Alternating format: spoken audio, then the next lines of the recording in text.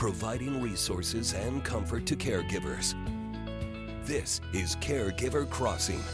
Hello, everyone. It's me. It's your friend Terry Stacy, and welcome to Caregiver Crossing. Oh, it is Caregiver Crossing. Almost spit out a lozenge. Shot it right out into the mic. Noah. This is called Caregiver Crossing, and we're so happy that you're here. If this is your first time joining us, Caregiver Crossing is a show that's brought to you by Joyce House, presented in partnership with Cardon and Associates, and we're here with you every week, and we're going to talk about all things caregiving. We hope you're doing all right. We're here for you. If you want to talk to us, send Tina an email. Tina McIntosh, everybody, the founder of Joyce House, to my right. I thought you were giving my email, and I was like, it's actually just Tina at joycehouse.org. That's it. Yeah. That's it. She's Hi. the pro. Hi. Noah's with us, too. Noah Taylor. Hi, Hello. Noah. Good morning. Good afternoon. Producer extraordinaire. You don't even know what time of the day it is. No, I don't It's anymore. okay. Hey, you guys. Hey, Hi. I'm sad at all the deaths that are happening. I know. No. Like, personally and in the world. Like, Right. and I'm gonna say this one, and you're gonna be like, in all of the world, there are other things that are happening. I understand, but Eric Dane, like, I was really sad about that. Catherine O'Hara first, Yeah. and now Eric Yeah. Dane, and then James Vanderbeek. Yeah. Did I say it right? Yep. You sure It did. just, it's tough, and you're watching them go through things. Eric Dane, for those of you who may not know, died last month. I think it was February 19th. He was only 53 years old, and he had a battle with ALS, and he had come out with that diagnosis. And so I think for the rest of us, it felt like ALS is pretty fast, but for the rest of us, it was like a blink of an eye, right? Yeah. He shared it, and then it felt like he was gone in no time. And so they've asked for privacy with their family. Many of us know him as Dr. Mark Sloan from Grey's Anatomy, which was he McSteamy? I can't remember. McDreamy. He was McSteamy or McDreamy. Oh boy, I think he was McSteamy. Yeah, he was McSteamy. The first one was the other Patrick. cute Patrick Dempsey. Yes, who is a doll. Still. Can't Buy Me Love, one of my favorite movies of all time. Have Oh you my seen that gosh. movie? I can't say I have. No. Oh my gosh, Oh, it's so Noah. I'm going home to watch it after this. No, though. seriously, you seriously, you've got to watch. I really do. Yeah. Can't Buy Me Love. It's so good, and he's just a baby in it. But so Eric Dane, he was also Cal Jacobs in Euphoria, which was a very different role for him. Yeah. In Completely Euphoria? different show. Yeah. Listen, I just discovered what Euphoria was. I mean, the film or the series. The show. Yeah. Holy moly! It's What's twisty. going on there? It's a little dark and twisty. and naughty. Well, Quite again, I naughty. just was trying to. I was being a little, I cloudy didn't with my know. dark I and didn't know. twisty. Yeah. Okay, So turn anyway. it off of your phone. We're trying to do a show here. I'm so sorry. Why are you watching it right now? Stop it. All right. So ALS. Can you tell us? Noah, Yeah, a little absolutely. bit about it? I would love to. So ALS is a disease that damages motor neurons, the nerve cells that control voluntary muscles. And as these motor neurons stop working, muscles weaken and waste away, and the ability to move, speak, swallow, and breathe declines. This is a very scary diagnosis, and like you said, it can progress very, very quickly. It's also called Lou Gehrig's disease, is what a lot of people know it Yeah, as. it's a sclerosis. It's in that family Yes. of sclerosis. But yeah, and it, I think in the beginning, it's hard to diagnose. And we share things like this with you because we want you to know that there are diagnoses out there. Some, there's nothing that can be done. Some, if you catch them early, there are medications or therapies or treatments that you can go through. And so for ALS, when it's in its early stages, it can be muscle twitching, cramps, stiffness, weakness in an arm or a leg, or changes in the speech or swallowing. And when the symptoms start in the arms or legs, it's often called, they call it limb onset ALS. And then when they start having issues, people start having issues with speech or swallowing, it's often called, how do I say it? Bulbar I think so. onset ALS? That sounds right Is that to right, me. Terry? I don't know. No, you're just watching Euphoria. No, I'm just listening. I am not watching Euphoria. I'm listening to every word I swear. She's really not listening. I mean, not watching. I Paying mean, she's attention. really not watching Euphoria. I'm really not. She's She's actually not. watching Grey's Anatomy. Exactly. Funny enough, I have people in my life who will say, like, they've watched Grey's Anatomy so much that they actually think they're medically trained at this point. Right. And, something will happen. They'll be like, well, in Grey's Anatomy, this is what happened. I'm like, well, Well, yes. it's right. I was just referring to Grey's Anatomy. There was an episode, I think it was Grey's Anatomy, not a while back, where we're talking so much about robots and how they have entered into the world of medicine, and they are able to do everything. Now, granted, they also still need professional human beings at the helm, kind of guiding the robots. Are you talking about the oh my golly, what's it called? If somebody said I had a surgery and it was and robotic, it meant Like yeah. the arm. oh my golly, you guys, what's it I don't know the called? name You of it, but I know what you're talking about. Keep talking. but in I've this, had several of them and I can't think of what they're I believe in Grey's Anatomy, we were talking about this, how the future, yes, we're all excited about robots, but in this particular episode, the robots went crazy. And they've got the scalpels and they're throwing them and they unplug them.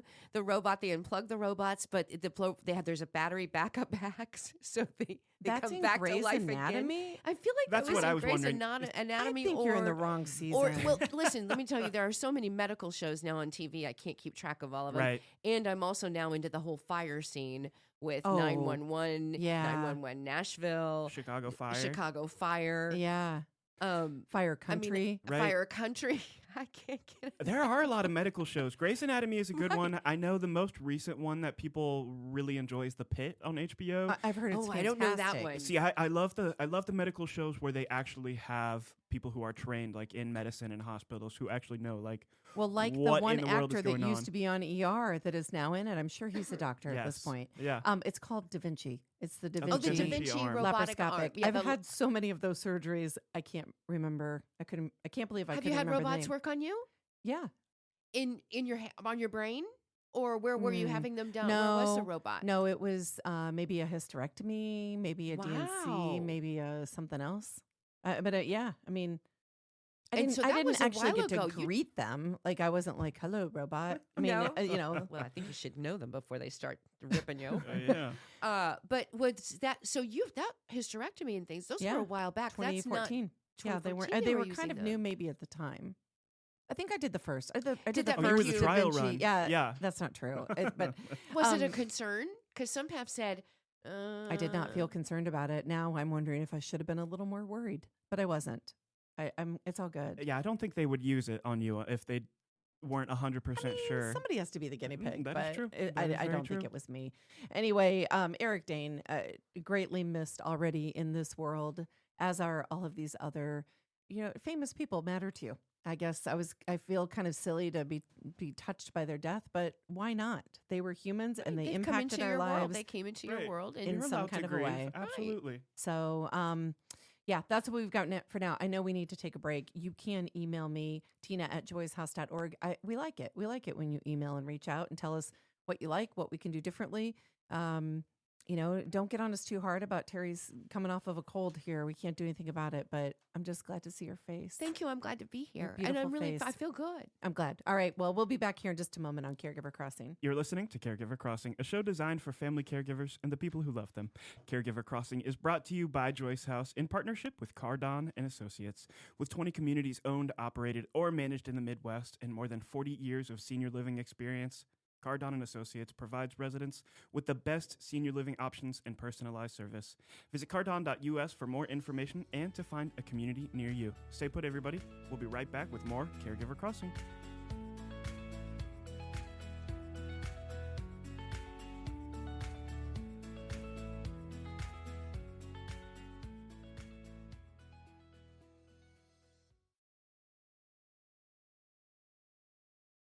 We're back on Caregiver Crossing. Tina McIntosh in studio with so many fun people. Terry Stacy, Noah Hi. Taylor, Dustin Ziegler, and Dr. Russell, who is the Chief Medical Officer at Majestic Care and Chairman of the Medical Advisory Committee for Sequoia Aging and In-Home Services. And he is so well respected. He is in geriatric care and post-acute care across Indiana, and he's a strong advocate for older adults and caregivers. And Dr. Russell, we're just really glad that you do what you do, how you do it, and that you're here today. Well, thank you for having me. It's Yeah. a pleasure being here. Glad you're here. So we do want to hear a little bit first about how you got into the work that you're doing. Like a little kid, are you like, I want to be a doctor and help people? Or are you like, I'm going to play smooth jazz? Like, what'd you do? So I did want to be a doctor, but I thought I was going to be in the other end of the spectrum. I actually thought I was going to do pediatrics. So I was like a lot of people growing up in the 80s.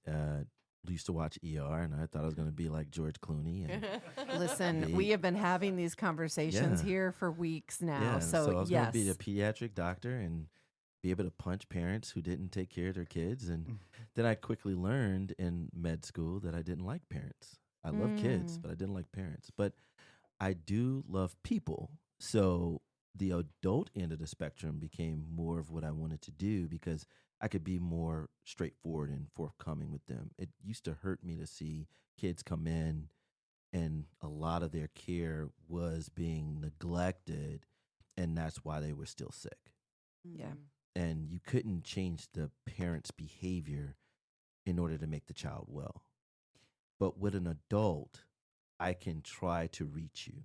And then I can also come to the terms of this is your choice.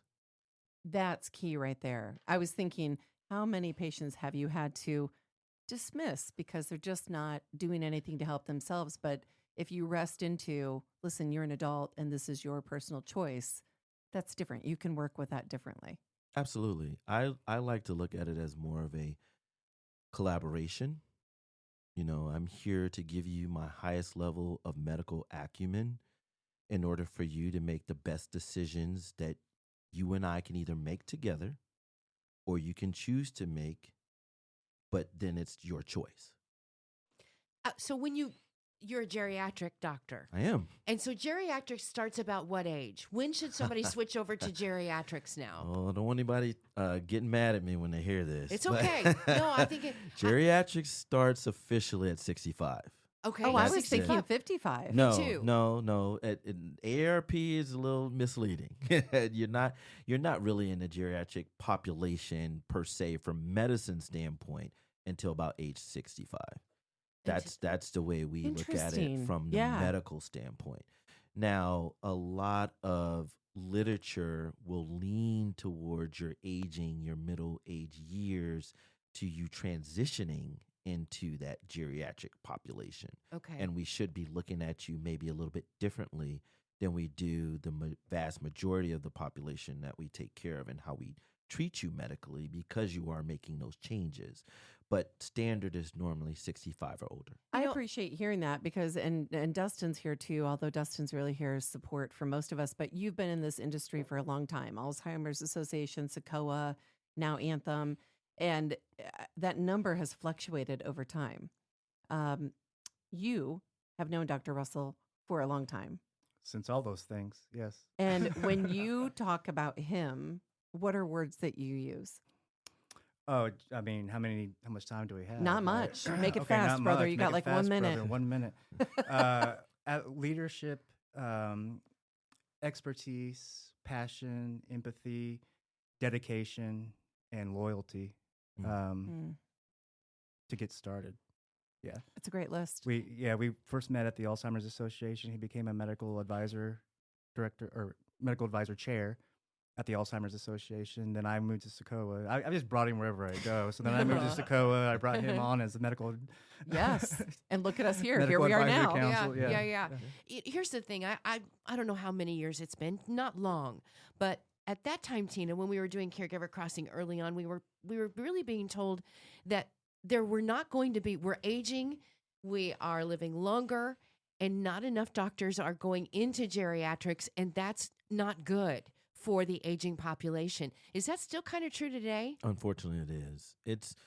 I always tell people, most people don't look at geriatrics as being a sexy We use that fellowship. very word as well. Yeah. It's Yeah. not sexy enough. But it's a very rewarding and fulfilling. I cherish the fact that I'm able to give back to so many people as they're aging. And I also learned a lot from just when I was in internal medicine, going into my geriatric fellowship. I remember coming home, telling my wife, like, oh my God, I'm killing my patients because I got them on too much blood pressure meds. That's making them fall. That hip fracture was probably my fault. I'm really like second guessing myself because you also learn how to treat people differently because our choices in life change as life changes for us. Yeah. But however, medicine a lot of time teaches us to be very stringent about what we want you to be where we see you are, not where you actually are. And geriatrics helped me to actually take people where they are, where they would like to go, and formulate a plan with them of how we get there successfully. Wow. One of the things we talk, and I think it hits on this, one of the things we talk about here on Caregiver Crossing a lot is you have to advocate for yourself and you have to advocate for your loved one. I'm hearing that's what I took out of what you just said. I mean, Yes. like there were a few things, but what I'm really hearing is if I am your patient and there's something I want or don't want in my life, I just need to talk with you about it. Absolutely. I mean, you're coming to me as an expert and as a consultant really in my life. That doesn't mean I have to do everything you're telling me to do, no, right? I just need to make you aware of what the consequences are. Yes. I need to make you aware of what your choices mean and what they could mean.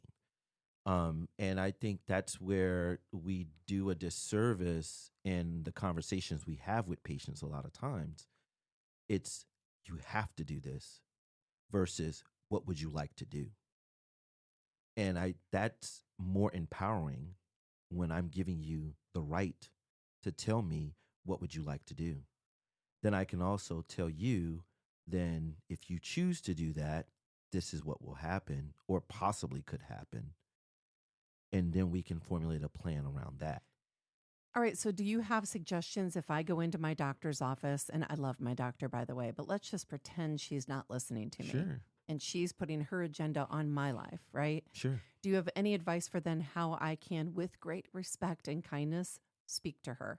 Is there any magic in what I can say instead of like, you're not hearing me? You know, is there anything else I can do or say? Oh, I often tell people don't make it adversarial because unfortunately doctors are under tremendous constraints, And are human. and are human and are working. That's what we have to keep in mind. I would just say and if there's a ability to build that rapport and say, just give me 5 minutes to tell you my concerns. Because I know you have a job to do, but I have some things that I want to tell you and I want to talk to you about. I love it. Dr. Robert Russell is with us, MBA Chief Medical Officer, Majestic Health. We're going to have to take a break here in just about 30 seconds. I don't want to. Well, we have to, but he's going to stick around with us. But Yes. looking ahead to the future of us as an aging population, what's number one on number two, number three, maybe on your list of things that are very concerning to you right now as we age? Still lack of societal support for the aging. That's number one, has always been. Dustin's heard me talk about this. I've talked to political officials about that. We do not do enough to support caregiving in general.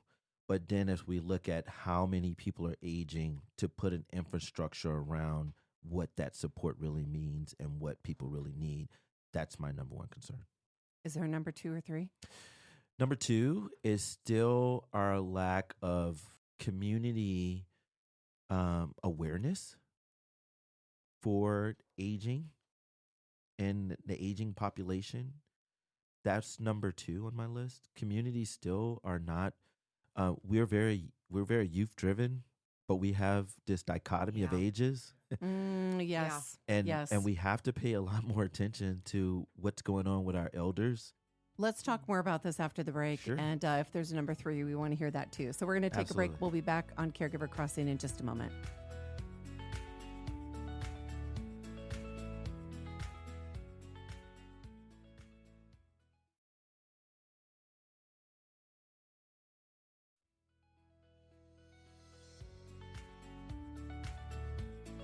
We're back on Caregiver Crossing. We've got Dr. Robert Russell with us, who is medical doctor, MBA Chief Medical Officer at Majestic Health.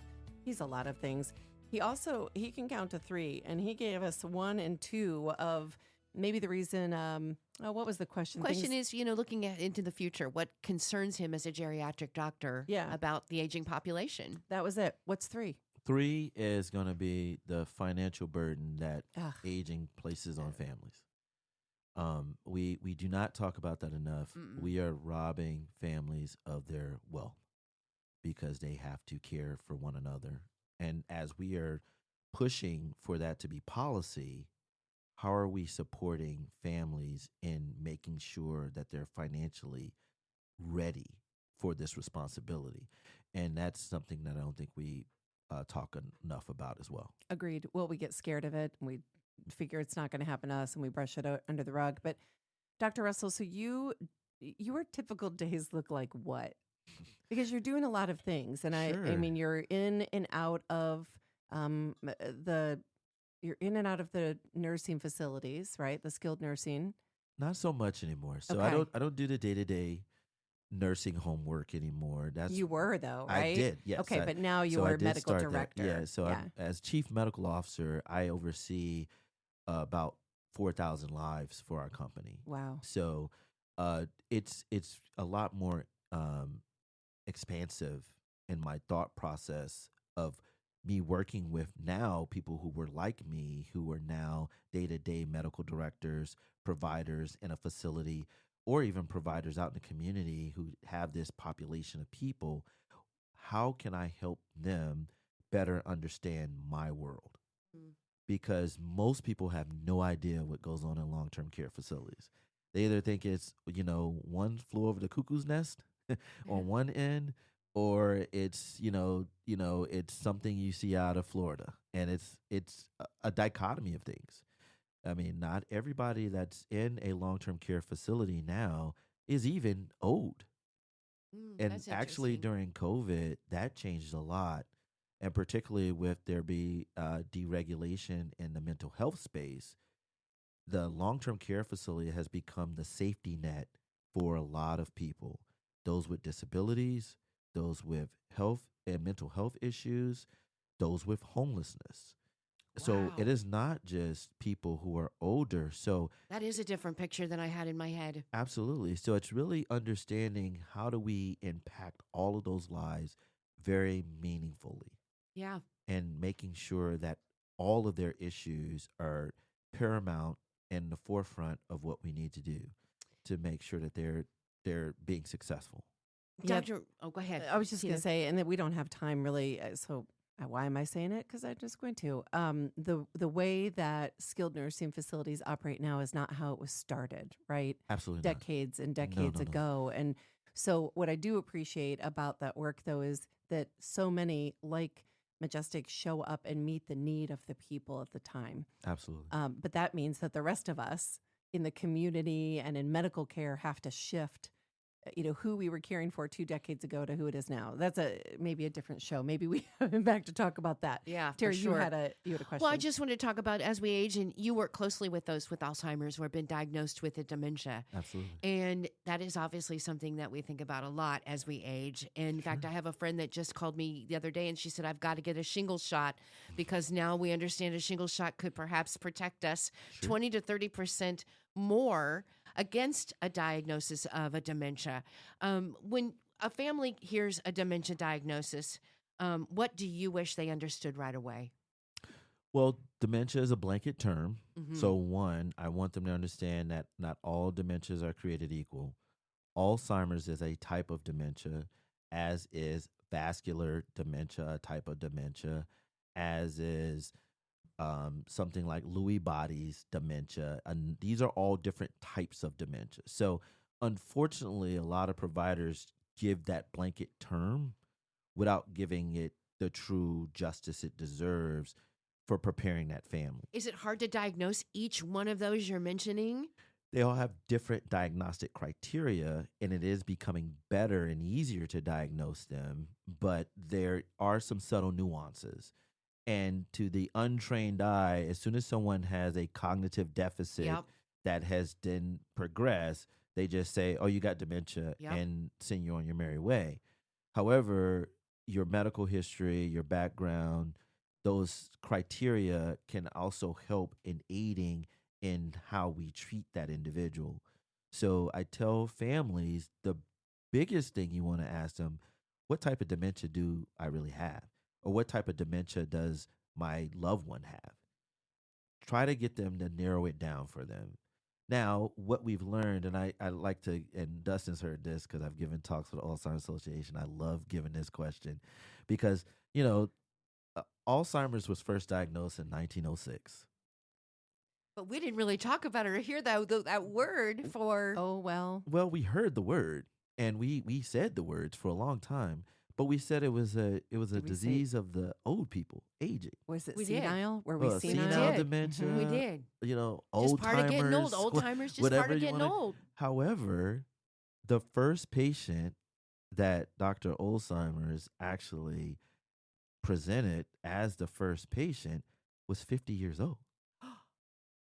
How long were we living back then, though? Was that old back in that day? Was 50 But old? but the simple fact that we just extrapolated it to aging instead of, so we missed the mark on actually diagnostics and picking up a lot of people because we said this is an old person disease. Oh. So the research has gotten better Yeah. because now we've recognized that what we call early onset may be actually the beginning markings. And now we're starting to do a lot more of that study in the 40-year-olds to see how it progressed, how it starts, how can we prevent it.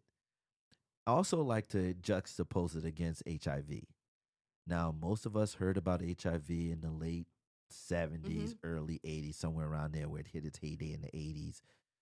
We actually have medicines that can actually make you non-detectable. We did that in like 20, 30 years. What? Alzheimer's has been around since 1906. We got our first set of drugs when? In the 90s for Alzheimer's, and there was nothing that was preventable. And doesn't a lot of that go back to the how we are culturally and how we got to the how we beginning. look Yeah. at Old people aren't sexy, people. right? That's right. Old People people aren't aren't sexy. sexy. And unfortunately, a lot of people said, well, they're going to die anyway. right. Yeah. But that doesn't mean they need to die an undignified death. It's the same reason a lot of drugs that are available don't go to market because the pharmaceutical companies can't make a lot of money on them. But what we need to realize is there's a lot of money and worth and value and life left in people over the age of 65, for crying out loud. Absolutely. Right? I mean, as we're aging. Oh no, and- we have to go. Yeah, it's time. Oh, Noah gave me a look. Dr. Oh, Russell, I hope you'll come back again. I mean, really soon. Absolutely. We're just not done. Oh, no, I we are definitely will. done. We're done, but We we're are not done. All right. So, Definitely. Dr. Russell, you are an absolute delight. Email me if you want to know any more information or have any questions for Dr. Russell. We can certainly get some answers. Tina@joyshouse.org. We have to go. You're the best. It was a pleasure, and I would love the opportunity to come back at any time. Thank you. Thank All you. right. We've got to run. This is it. No, we don't. We'll be back. We have one more segment. What time is it? All right. Hold on. Just hang tight. We'll be back Stop. in just a moment on Caregiver Crossing.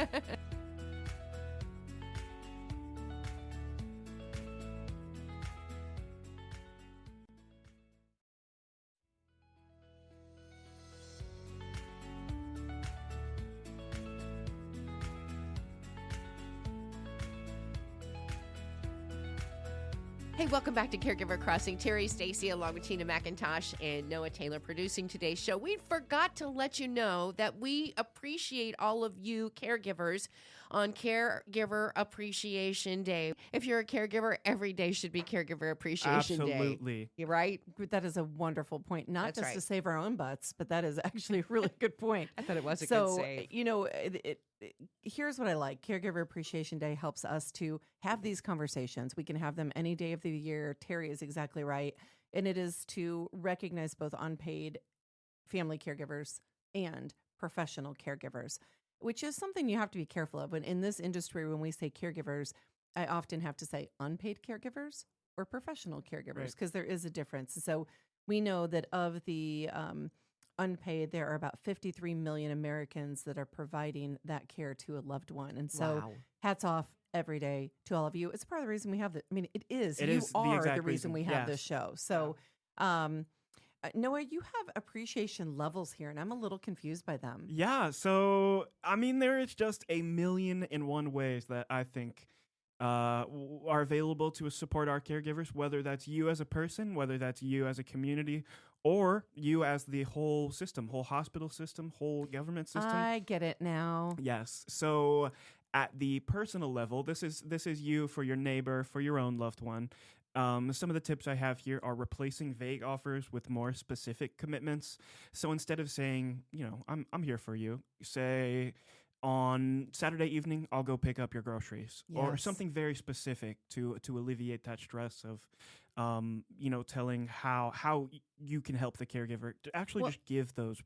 Right. And depending on your relationship, maybe be as bold to say, like, Yeah. I am coming over Wednesday at 6 o'clock and just tell me what to do when I get there. Absolutely. Care for your loved one, do the dishes, mow the yard, give you a back massage. That sounds weird, but okay, That I'm sounds in. pretty nice. All right. What else is on this list, Terry? When it comes to the appreciation of the personal level, Yes. at the personal level, offering scheduled respite, not open-ended promises, which oftentimes I'm guilty of. Let me know if there's anything I can do to help. Yep. Okay. Yeah. Yep. All right. I got it. It Okay. happens. Yep, it does. Learning how to safely assist before showing up. Go to Caregiver Way, which is our online platform for caregivers. Visit caregiverway.com. We actually have a lot of content about that. How you assist someone from a sitting position to a standing position, from one place to another, in and out of a car, It's things really like good. that. That's really good stuff. Yeah. Those are such great resources, such great help. And if you can't get into it, email me at tina@joyshouse.org. I'll help you in. All right. Okay. Anything Yep. else on that list, guys? Respecting the caregiver's expertise instead of overriding it. Ooh, give me an example of that.